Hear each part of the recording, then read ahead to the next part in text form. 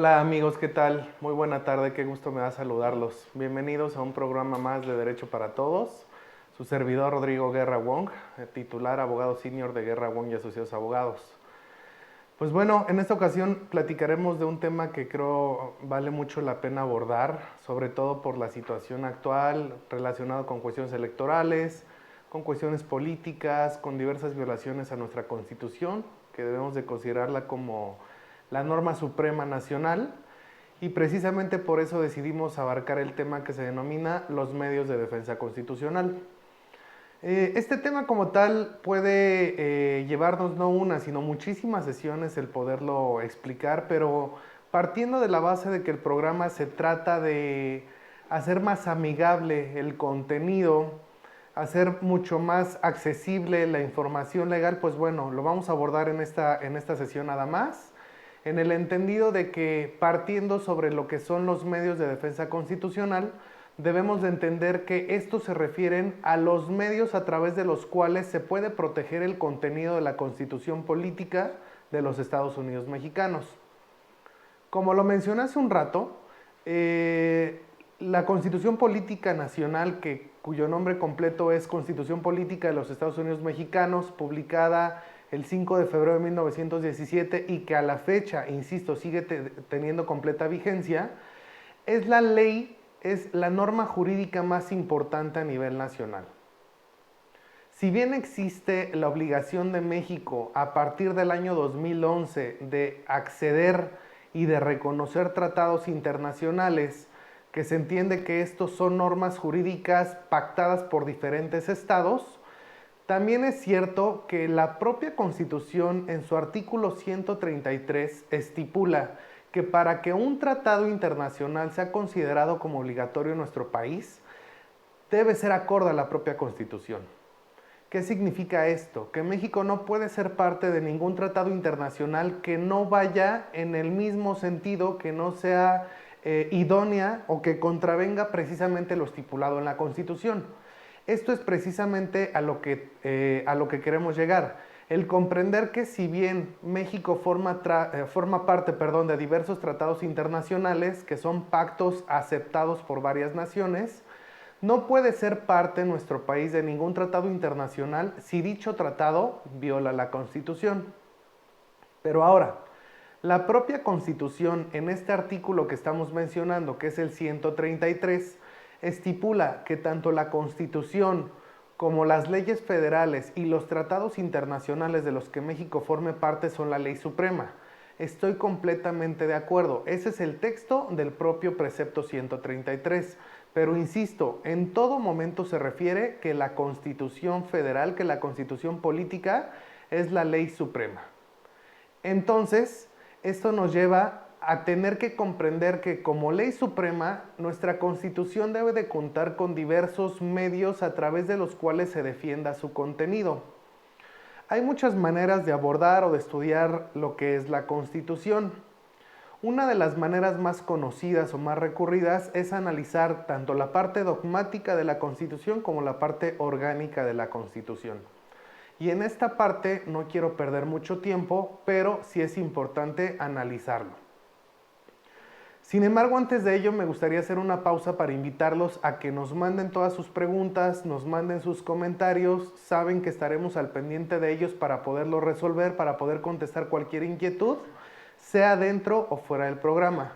Pero también los quiero invitar a que nos sigan, a que mantengamos esta comunicación a través de nuestros canales, el canal de YouTube, Instagram, Facebook, que son precisamente los medios a través de los cuales nos hemos dado a conocer y hemos logrado tanta difusión como hasta ahora. Siguiendo con el tema entonces, partiendo del análisis o partiendo del estudio de la parte dogmática y la parte orgánica de la Constitución, podemos hablar que la Constitución tiene 136 artículos. Estos 136 artículos los vamos a dividir del 1 al 29, que sería la parte dogmática, y del 30 al 136. La parte dogmática de la Constitución, que es del artículo 1 al 29, es donde se consagran los derechos humanos y garantías constitucionales.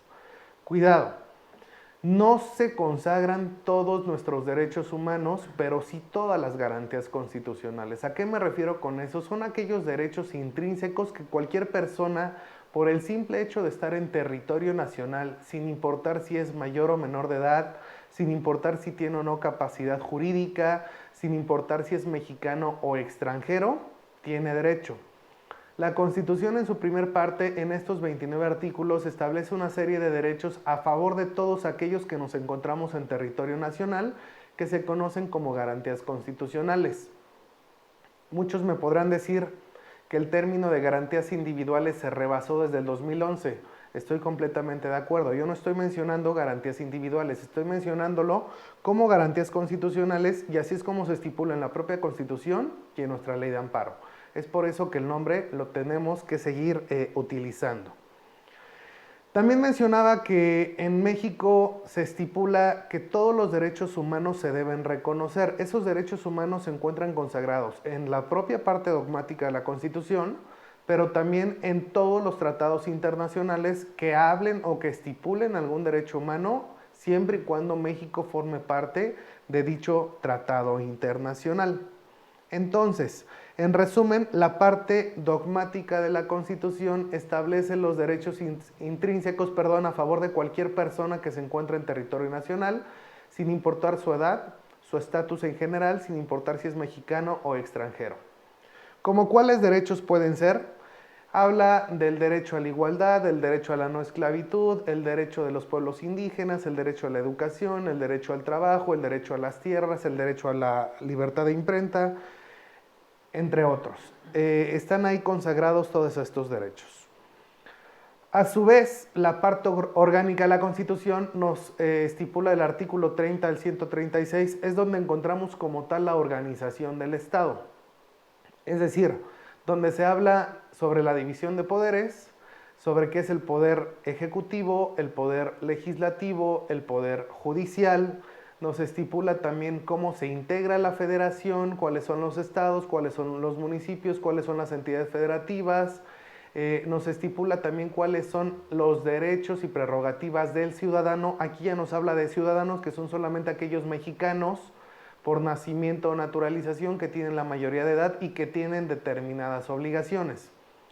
Esto creo que nos permite dar un breve repaso, dar un poco de información sobre qué es la Constitución, sobre cómo se divide la Constitución, cuántos artículos integra nuestra Constitución, para poder abordar el tema de manera más clara.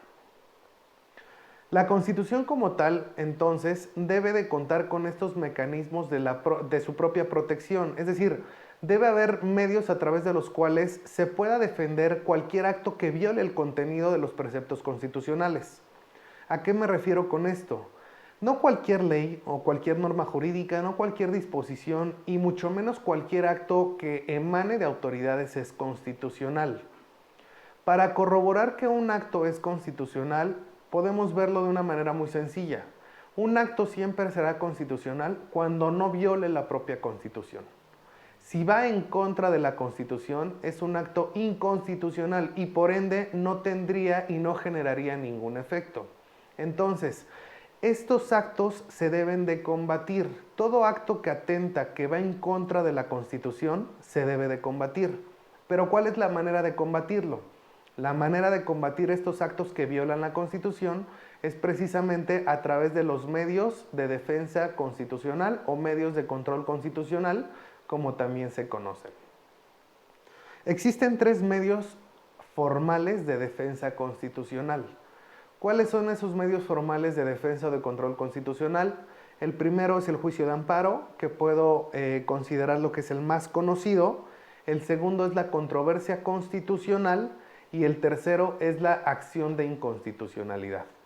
Estos son como tal los 3 elementos que tenemos que analizar, que tenemos que explicar el día de hoy. Empecemos por el juicio de amparo.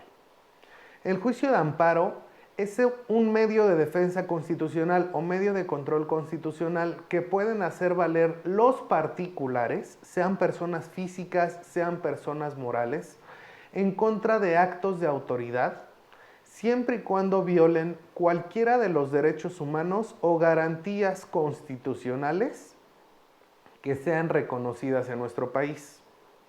El juicio de amparo entonces es sí un medio de defensa constitucional, pero ojo, este medio de defensa constitucional solamente lo pueden hacer valer los particulares. Es decir, una autoridad nunca podrá promover un juicio de amparo cuando esté fungiendo formalmente como autoridad.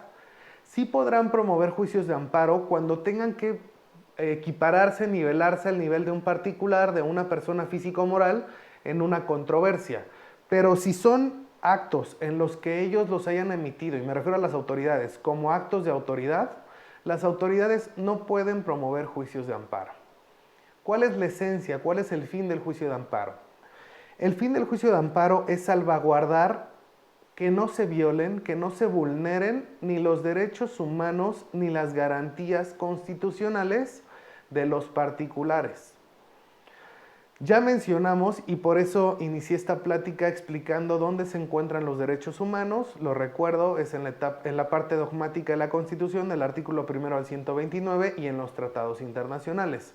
Es ahí donde encontramos entonces todos los derechos humanos y las garantías constitucionales. Recuerden que los derechos humanos los podemos encontrar también en los tratados internacionales, porque es precisamente en el artículo 1 de nuestra Carta Magna, que es la Constitución, en la que se estipula que todos los derechos humanos que en México sean reconocidos y hayan sido adoptados por el país deben reconocerse como tal.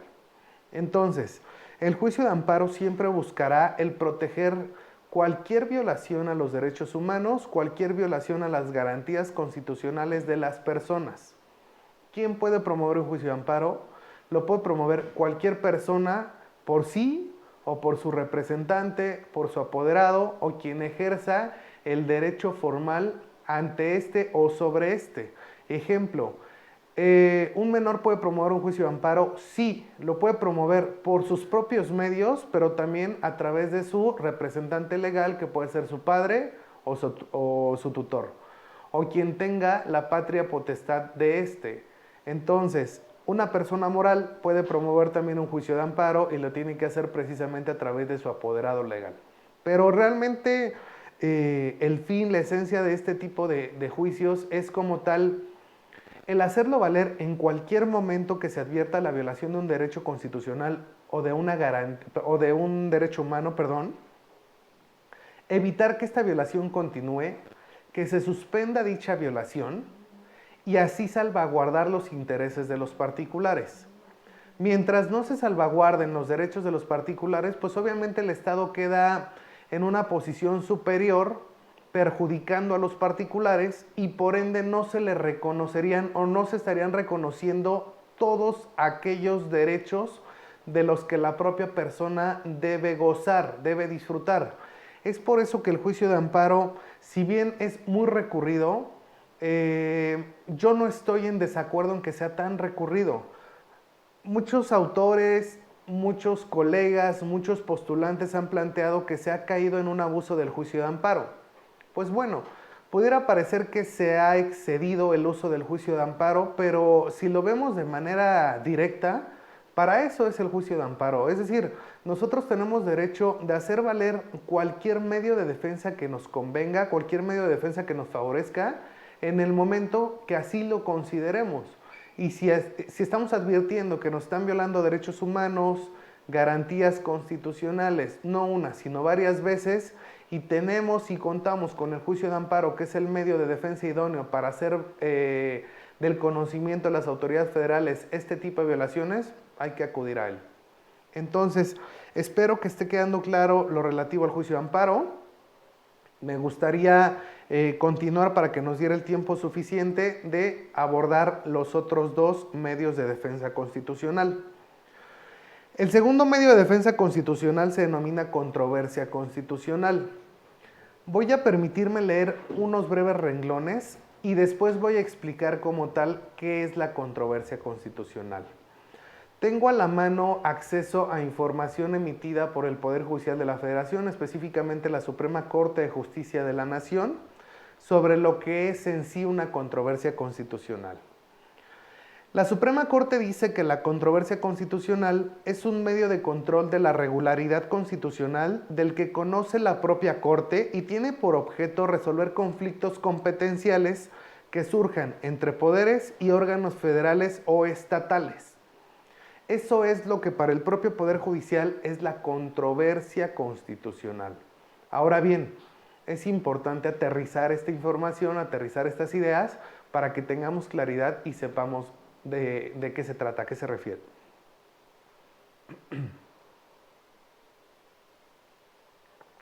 Perdón. La controversia constitucional, entonces, es un medio de defensa, es un medio de control también constitucional, que en este caso sería el segundo, y es el medio a través del cual se resuelven conflictos que surjan entre entidades federativas, entre municipios, por cuestiones competenciales entre ellos. Ojo, esto significa que puede ser entre municipios del mismo estado o entre diferentes estados. ¿A qué me refiero? La controversia constitucional va a ser un mecanismo a través del cual se resuelvan conflictos entre dos órganos de poder. Puede ser un poder municipal y un poder estatal, o pueden ser dos poderes estatales, pero hablando de cuestiones competenciales. Recordemos que la competencia se refiere a la facultad de conocer de algún asunto. Entonces, si dos órganos diferentes no desean o no quieren reconocer la capacidad y facultad para conocer de un asunto en lo particular, es ahí donde surge este conflicto, y este conflicto, la única autoridad que puede resolverlo es la Suprema Corte de Justicia de la Nación. ¿Cuál es el argumento de este medio de defensa constitucional? El argumento es que se está violando la parte orgánica de la Constitución, que va del 30 al 136, sea por una entidad federativa, o sea por un municipio o dos municipios, o bien dos entidades federativas, y este conflicto se tiene que resolver. ¿Cuáles son algunas de las diferencias entre el juicio de amparo y la controversia constitucional? Primero, el juicio de amparo, platicamos que lo promueven solamente los particulares. Una controversia constitucional no puede ser promovida por particulares. Las controversias constitucionales solamente son promovidas por órganos del Estado. Ningún particular entonces puede hacer valer controversias constitucionales. ¿Qué protege el juicio de amparo? El juicio de amparo protege que no se violen ni derechos humanos ni garantías constitucionales. Pero por su parte, la controversia constitucional resuelve conflictos de competencia. Resuelve conflictos competenciales entre dos municipios o dos estados de la federación. Entonces, estas diferencias debemos de tenerlas siempre presentes para saber a cuál de los medios de defensa vamos a poder acceder. Es muy sencillo, independientemente de que nos haga falta platicar del tercero, que ahora lo vamos a abordar. Si somos particulares, como particulares solamente podemos promover el juicio de amparo. Nunca podremos hacer valer ni controversias constitucionales ni acciones de inconstitucionalidad. Pero por otro lado, si somos autoridades, para resolver cuestiones que estén violando la Constitución, se podrán hacer valer controversias constitucionales hablando de conflictos competenciales, o en su caso acciones de inconstitucionalidad, cuando éste proceda, y es precisamente lo que ahora vamos a explicar. El tercer medio de defensa constitucional es la propia acción de inconstitucionalidad. ¿Qué es la acción de inconstitucionalidad? La Corte nos dice que es el medio a través del cual se hace valer una probable contradicción de una norma o de un tratado y la Constitución política de los Estados Unidos mexicanos. Otra vez, la Corte nos plantea entonces que la acción de inconstitucionalidad es hacer del conocimiento de la Suprema Corte de Justicia de la Nación, que es nuestro máximo órgano de justicia, una probable contradicción entre una ley, una norma o un tratado internacional frente a la Constitución. Lo explico de la siguiente manera. Hace un momento platicamos que la Constitución es nuestra Carta Magna, que el artículo 133 estipula que la Constitución Federal, las leyes que emanen de ella y los tratados internacionales de los que México forme parte son la ley suprema. Pero también platicamos hace un momento que si bien este artículo 133 nos da tres elementos que son la Constitución, las leyes que emanen de ella y los tratados internacionales, siempre menciona, en primer lugar, siempre menciona hasta arriba a la propia Constitución. ¿Por qué? Porque no puede haber un solo precepto, aun cuando sean tratados internacionales, que no vayan y que no sean acordes a la propia Constitución. Esto es lo importante. Si regresamos al tema de la acción de inconstitucionalidad, para poderlo advertir o comprender de una manera más sencilla, tenemos que tomar en consideración esto que les acabo de mencionar. Ningún precepto puede ir en contra de lo estipulado en la propia Constitución. Pero en la realidad no hay uno. Hay muchos preceptos, hay muchas normas o hay intención de normas que sí van en contra de nuestra propia Constitución. Cuando nosotros encontramos alguno de estos preceptos, tenemos que hacerlo del conocimiento, pero ojo, no somos los particulares los que podemos hacer valer una acción de inconstitucionalidad. Recuerden que el único medio de defensa que podemos hacer valer los particulares es el juicio de amparo. Pero si en el caso lo que se pretende es advertir a través de la acción de inconstitucionalidad una contradicción entre una norma, un tratado frente a la propia Constitución, entonces solamente los órganos del Estado, algunos, son los que pueden hacer valer la acción de inconstitucionalidad. ¿Cómo podemos ejemplificar esto último? Imaginemos que alguna autoridad, sea poder ejecutivo, sea poder legislativo, sea poder judicial, se les ocurre crear una norma de la noche a la mañana. Pero esa norma que ellos crean no está supeditada y no está regulada, es más, es contradictoria a lo que estipula la propia Constitución. Si se crea una norma que vaya en contra de la Constitución, entonces esta norma carece de toda consecuencia jurídica. Pero para que esto suceda, se tiene que hacer el señalamiento, se tiene que acusar, se tiene que advertir esa probable contradicción. Creo que al día de hoy, y como lo mencionamos al principio de la sesión, vale mucho la pena abordar el tema de los medios de defensa. Sobre todo me gustaría enfocarnos en este momento en particular a la acción de inconstitucionalidad. ¿Por qué? Porque se nos puede intentar dar a creer, se puede pretender por parte de órganos o autoridades del Estado en que ellos tienen plena libertad de crear normas jurídicas, aun cuando sean en perjuicio de los particulares, pero sobre todo violatorias a la Constitución. Esto no es cierto, esto no es correcto y mucho menos es legal. Si todas esas normas que se pretenden crear, aun cuando se creen, aun cuando sean aprobadas por Congreso de la Unión, aprovechando que hay mayoría a favor de un partido en específico, aun cuando sean apoyadas por el presidente de la República, no tienen consecuencia si son inconstitucionales. ¿Qué es lo que tenemos que hacer? Nosotros elegimos en su momento a nuestros representantes, que son tanto diputados como senadores. El próximo 6 de junio vienen elecciones importantes en las cuales también tendremos que tomar decisiones sobre cuáles son algunos de nuestros líderes, hablando de las cuestiones políticas. Ellos son los que nos representan y parte de las obligaciones de estas personas es hacer valer nuestra postura, nuestra posición sobre este tipo de violaciones. Si estamos hablando que nosotros como particulares solamente podemos hacer valer el juicio de amparo, entonces recae sobre órganos del Estado que hagan valer controversias constitucionales o en su caso, que en este caso es específicamente lo que procede, las acciones de inconstitucionalidad.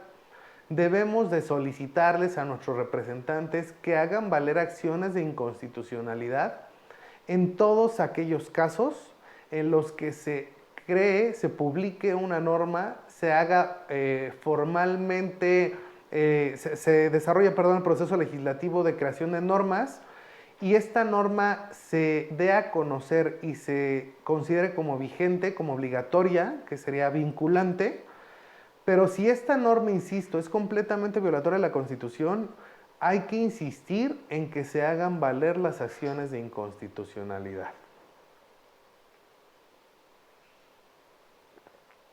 Perdón. Entonces, ¿por qué teníamos la intención, mejor dicho, de abordar el tema? Pues realmente al día de hoy están aconteciendo diferentes situaciones en las que particularmente se están creando normas jurídicas, se están emitiendo decretos, se están emitiendo reglamentos que a todas luces son completamente violatorias de la Constitución. Tan violatorias de la Constitución son que basta con que se publiquen como para que al siguiente día empiecen a tramitarse por un lado juicios de amparo y por otro lado acciones de inconstitucionalidad para frenar su implementación, para limitar su aplicación. Esto es lo que tenemos que hacer. Nosotros como particulares, al estar frente a una norma violatoria de derechos humanos o de garantías constitucionales, hay que promover el juicio de amparo. En este caso es un juicio de amparo contra leyes, así se le conoce, por la indebida publicación, entrada en vigor y aplicación de una ley en específico. Entonces, como particulares, tendríamos que hacer valer el juicio de amparo. Pero a su vez, las autoridades que se encuentren o que estén frente a una norma, frente a un reglamento o en su caso frente a un decreto emitido por Poder Ejecutivo que sea violatorio de la Constitución, también están obligados en hacer valer las acciones de inconstitucionalidad. No depende al 100% de los órganos del Estado, pero tampoco depende al 100% de nosotros. Nuestra Constitución es tan bien estructurada, aun cuando han pasado tantos años, independientemente de que muchos consideren que hace falta crear una nueva Constitución, lo cual yo no estoy de acuerdo. Yo le apostaría más a la aplicación formal de la Constitución y no a la creación de más leyes. Somos un país embotado de leyes. Existen muchísimas leyes en nuestro país. Tenemos que limitar, tenemos que disminuir el número de leyes, pero apostándole a una verdadera aplicación de las normas jurídicas. Entonces, no es momento, no es motivo el que se busque crear una nueva Constitución, pero sí es importante apostarle a que se aplique formalmente la Constitución y cualquier otra norma jurídica, siempre y cuando no sean violatorias de la propia Carta Magna. Si estamos ante una violación, insisto y los invito a que tenemos que hacer valer el juicio de amparo correspondiente y por otro lado, nuestros representantes u órganos del Estado tendrán que hacer valer las acciones de inconstitucionalidad. Gracias. Bueno, tengo por aquí dos preguntas.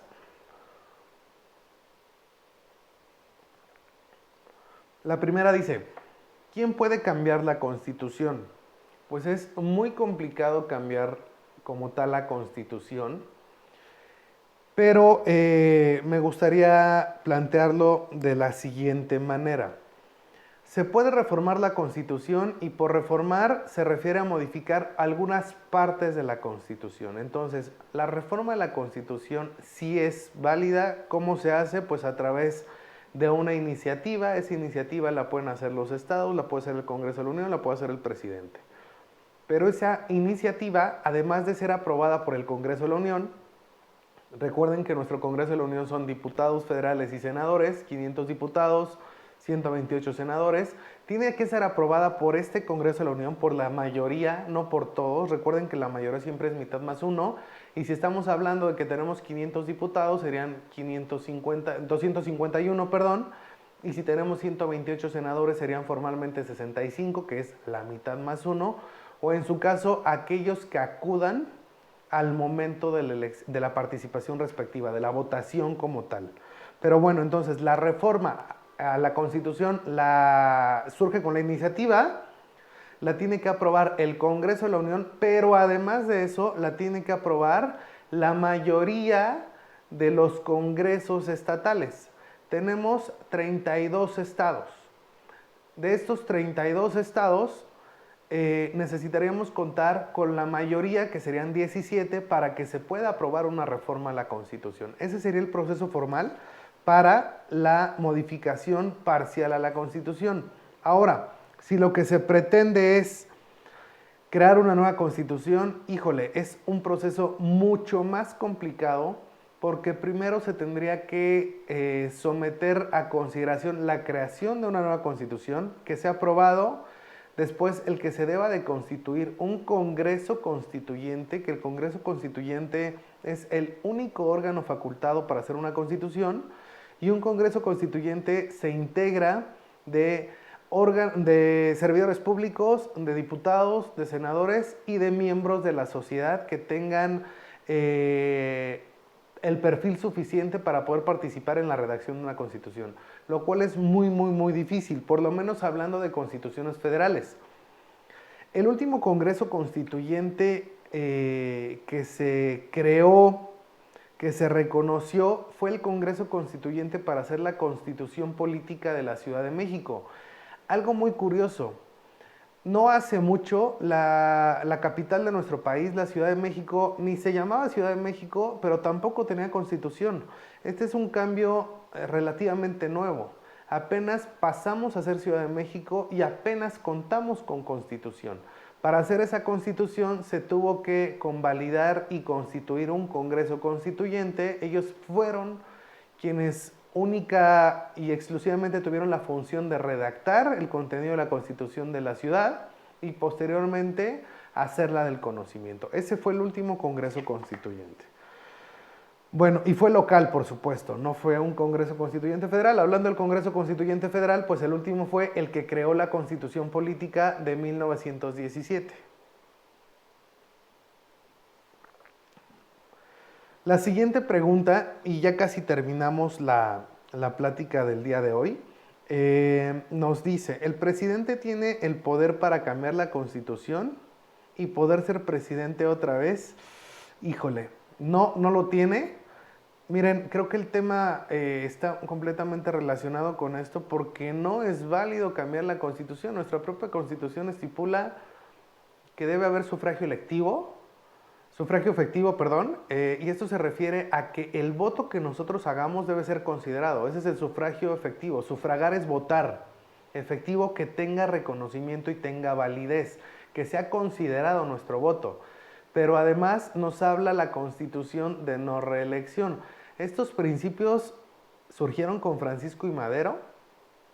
Estos principios han sido reconocidos y aun cuando ha existido alternancia en los poderes, específicamente en el poder ejecutivo, nunca en la historia actual, en la historia contemporánea de nuestro país, ha existido un conflicto por el que cree o que surge del poder ejecutivo por el que quieran prolongar sus mandatos. No lo ha habido, espero que no lo haya.